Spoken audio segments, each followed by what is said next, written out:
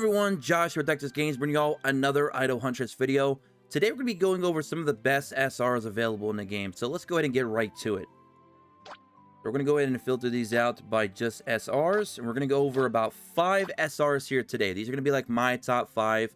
I went ahead and conversed with several people in the official Discord and my own personal Discord, trying to come up with the best 5 SRs available in the game, and I think we have it. These are some really strong units. First one we're going to talk about here is Marco Polo. Now, these 5 units are in no particular order, so keep that in mind. Okay, so Marco Polo is a water element hero. By the way, she is also a defensive type.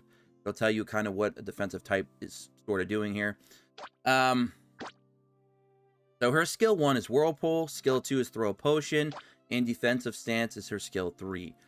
So her Whirlpool, Marco Polo launches 3 attacks on a single enemy, each one dealing 60% of her attack and physical damage, with 45% chance of inflicting 1 stack of Frostmark on the enemy. Of course, I'm bringing these at maximum skills to kind of give you a better idea of what they can do long term. Frostmark, when the same target has 3 stacks of Frostmark, they will be frozen. Frozen targets are unable to take any action or trigger some of their passive skills for 2 turns. Now that is incredible for a crowd control type ability, because usually when you see games and there's like a freeze mechanic, it's for like 1 turn. This is for 2 turns. Absolutely insane. I currently have a freeze team on this account, by the way, free to play, which we might showcase later on. Very excited about that. And there's also some other strong teams out there too I'd like to get to. But anyways, moving on. Throw a Potion, her second skill. Marco Polo launches 3 attacks on 3 random enemies, each one dealing 50% of her attack and physical damage, with a 30% chance to inflict 1 stack of Frostmark on the enemy. So she continues to keep, stacking up those Frostmarks to allow you to get some freezes, and this is also like a semi-AoE ability. Now her passive, after each action Marco Polo completes, her defense increases by 30%, goes into effect this turn. Absolutely incredible. So what does this do for her? She's allowed to be basically a tank. So she's a tank. She's also a semi DPS, on top of the fact she's also a crowd control unit. So she has a lot to offer in her abilities. So her kit is very solid. This allows her to be in a freeze team. This allows her to be in a rainbow team. This allows her to be in a tank team, because she can do a little bit of everything. Very cool. Very awesome unit. Very happy with Marco Polo. So that's one of our top 5 right there. Next one up, Yuji. Oh, by the way, Yuji is of Wisdom type, and she's Fire Element. So her 3 skills are Burst Flame, Fire Breather, and Battle Sense. So we've already kind of briefly mentioned that there was a freeze team in this game, and I've currently got one built on this account, but there's also a burn team and a wind cleave team. Those are probably the top 3 teams that I've seen so far in the game. New teams may, of course, develop later on, but that is definitely the top 3 I've seen at the moment. And this is a unit that is very strong in the burn team. If you get the SSR hero Merlin, you will pair up with her very nice. So you have Yuji summons fire to launch 2 attacks upon a single enemy, each one dealing 90% of her attack and magical damage, with a 65% chance to inflict 1 stack of burn mark on the target. Now, burn generally in a lot of games is usually based on attack or max attack, or even attack of the enemy sometimes, usually around 15, or anywhere between 10 and 20% usually. In this game, it kind of works like traditional poison, where it's actually being based on the enemy's max HP, which makes burns very powerful for mid to end game content. This is going to be insane. So burn mark, each stack of burn mark makes the target lose 3% of their max HP at the start of each turn, stacks up to 10 times, lasts until the end of the battle. That is incredible. Her skill 2 also allows her to inflict burn marks. So again, it helps with her whole idea of burning units, melting them away, alongside, of course, SSR hero Merlin, which we may talk about later on in a different video. She summons fire to launch 4 attacks upon the front column of enemies, each one dealing 45% of her attack and magical damage, with a 30% chance to inflict 1 stack of burn marks on the target. So again, she's just going to be there to keep applying burn marks, and they're going to be doing a lot of damage over time. That's the point of a DOT, a damage over time. And then her passive, When Yuji's HP exceeds 50%, the damage she deals increases by 30%. So if you can put her behind a tank or another strong unit, out of the reach of your enemy, depending on what their team comp is, obviously, you keep her, you know, topped up, maybe with a healer as well, you're going to be able to keep doing that additional 30% damage, which is awesome. So she has a lot of potential there. Going to be good in that burn team. She's going to be good as just a damage dealer. She's going to be good for mid to end game content when the enemies have, you know, they're more tanky, they have more HP, etc. So that is our second unit that we're going to be talking about here today. Our third one is Tosukabe Motochika. I probably butchered that name. You know what? We're just going to call her Chika, okay? Because it's simple. So we're just going to call her Chika. So she's a defensive type and wind element. She's got Spear Puncture, Pierce the Sun, which is just a badass name. That just makes you feel like a badass. Like, oh, I'm going to pierce the sun. I'm that OP. And then you have Battle Intel. So those are her three abilities. So level 1, I'm sorry, skill 1, her basic skill. She gathers strength and then deals 160% of her attack and physical damage to a single enemy with a 30% chance to send the target flying. Now, we mentioned there was 3 really strong teams out there in this game right now that I could think of so far. And that was the Freeze team, the Burn team, and then the Wind Cleave team. She'd be a part of that Wind Cleave team because they have the ability to use Send Flying. Send Flying is bonkers because targets sent flying take an additional 70% of the caster's attack in true damage. And if you're not familiar with how true damage usually works in a lot of these games, it ignores defense, which is exceptionally powerful, especially the further you get in the game where enemies become tankier and tankier. So kind of much like with the burn mechanic, the freeze mechanic, you now also have the true damage mechanic. So all 3 of these teams are extremely powerful in their own right of what they can do. You can stall out, you can milk them, you know, melt them to death rather, or you can just go in there and burst them down. So these are what these 3 teams are able to do, and she's of course part of that Cleave team. So very, very crazy there. Second skill. Brandishes her spear and then deals 180% of her attack and damage to the front column of enemies with a 40% chance to send the target flying. So again, she's continuing that true damage mechanic. Absolute insanity.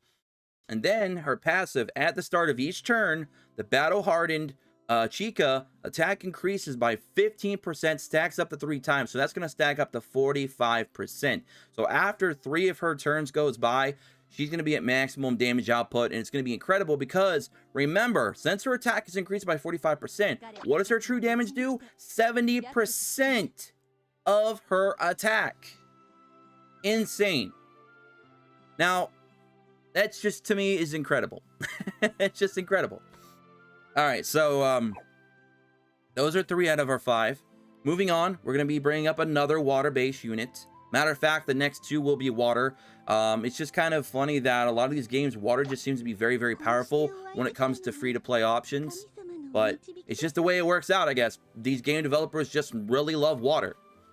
All right, so Teresa, she's a healer. She's wisdom and water. Now, there is one thing. There's one little downside to Teresa. She barely made my top 5 because of this little reason, and we're going to get into it because I'm trying to give you a fair analysis of these characters. She, by far, has one little thing that really bothers me about her long-term potential.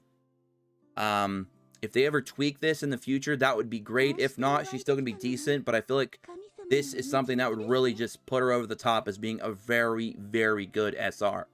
So, her first skill is Prayer, her second skill is Sacred Healer, and then her third skill is Devoted Heart. Now, her first skill, Teresa prays to the gods and restores 216% attack in HP to your teammate with the highest attack. This is where I have an issue with her.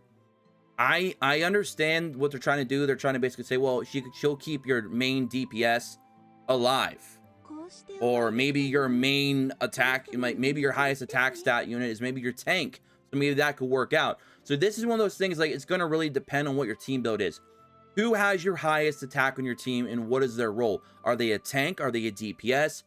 Are they the heal? Are they your healer herself? I don't know. Sorry about the screen blinking. I don't know why it does it sometimes. But so that's just definitely something. that I think that they might want to look into maybe changing slightly. But that's my only gripe with her, because I would prefer that that healing be done on a unit with the lowest remaining HP. Because sometimes I've seen situations where my DPS like almost fully topped out, and then I have a unit like a tank, for example, that's like halfway, you know, from being dead, and she doesn't heal them, she'll heal the DPS instead when the DPS really doesn't need that top up. So that's my only gripe with her. Hopefully that they might change that. I just feel like lowest HP would be a lot more convenient and work a lot better, especially considering that the game is mostly auto when it comes to gameplay, especially, so you can't really control anything like that. So that would be ideal in my opinion. So we'll see if they do that going forward, but that's my only gripe, as I said. So her skill 2, and I don't know why the screen's blinking, by the way, too. It did that a couple times before. I don't know why, but here we are. Sacred Healer. Teresa prays to the gods and restores 150% of her attack and HP to her team, so it's a full AoE heal, and increases its attack by 20%. So this is a very, very solid skill, and this is really the only reason that I put her in the top 5, is because this is a big heal. This is 150% of her attack, AoE full heal. I don't want to say full heal, but a big heal rather. And she's also giving your entire team an attack buff of 20%. So that's very, very good. And then her passive, again, this is going to go back to my little gripe with her. When you get this to level 2, chances to automatically use prayer increase to 100%. So at the end of each turn, she's going to use prayer. Prayer is her skill 1. So she's going to get a free heal with her skill 1. But the problem is it's going to keep going to the unit with the highest attack. And that, again, I feel like should be the ally with the lowest remaining HP. That would be ideal, because then she's doing her job as a healer, keeping people that are on the verge of dying alive. So again, that's my only big gripe with her. Otherwise, she's an excellent healer. She's probably on the bubble of my top 5 because of that reason, though, because she is the one that has my biggest gripe of these top 5. Now, Discardus, this is going to be our other unit. Now, this one is very interesting. Her damage potential could be good to amazing, depending on what type of content you're doing. The only reason that I'm putting her in the top 5, because she's a bit niche, is because some of the best units in the game, she counters them. That's why she's in the top 5. She's a wisdom type, and she's water element. Alright, so her skill 1 is experimental bomb. Her skill 2 is experimental bomb way, something like that. I probably butchered it. And then focused experiment. So her first skill, Discardus attempts to blend science and magic, dealing 180% attack and magic damage to a single enemy, with priority given to agility type huntresses. So she wants to use her skill against agility type huntresses. So basically, if the enemies have an agility based unit, she's probably going to attack that unit. If they have 2 agility units, she's probably just going to be randomly attacking one or the other. But she wants to attack agility based units. If there is no agility based units, she might just attack the nearest enemy. I'm not exactly sure how that mechanic works out. But still, she's doing 180% magic damage to a single target. Skill 2. Uses a modified experimental bomb to deal 320% attack and magical damage to a single enemy, with priority again given to agility type hunters. So she just wants to nuke agility type units. And the reason why she wants to is her passive, which is incredible. The result of Discardus research can deal an additional 256% attack and magic damage to all agility type huntresses. So, if you attack, let's say, an Artemis, which is a unit that I'm currently using on my freeze team. If you attack an Artemis on the opposing side, you're going to hit them for 256% plus 320 or plus 180. So it's going to be 180 and 256 or 320 and 256. That is a nuke.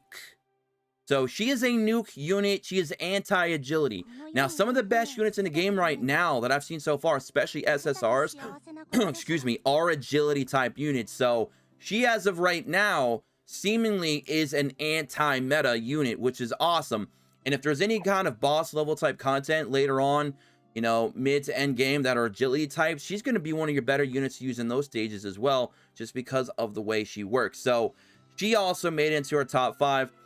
Now, we have a couple honorable mentions here that almost made a top 5, but just did not. And that is Sarutobi Sasuke and Jiazu.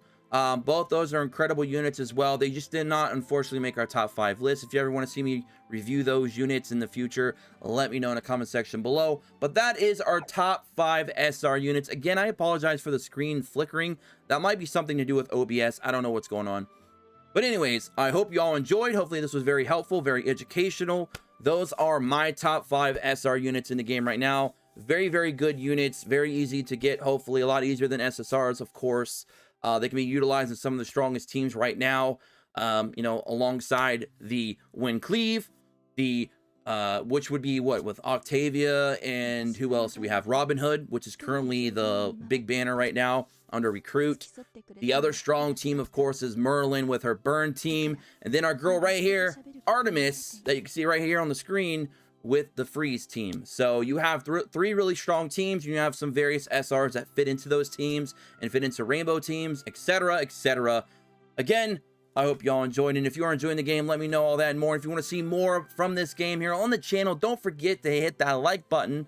Don't forget to subscribe, check notifications, join us in the Discord in the description below. I'll catch you guys on the next one. Don't forget to follow me on Twitter at XSPlays, and I'll catch you in the next one. Peace.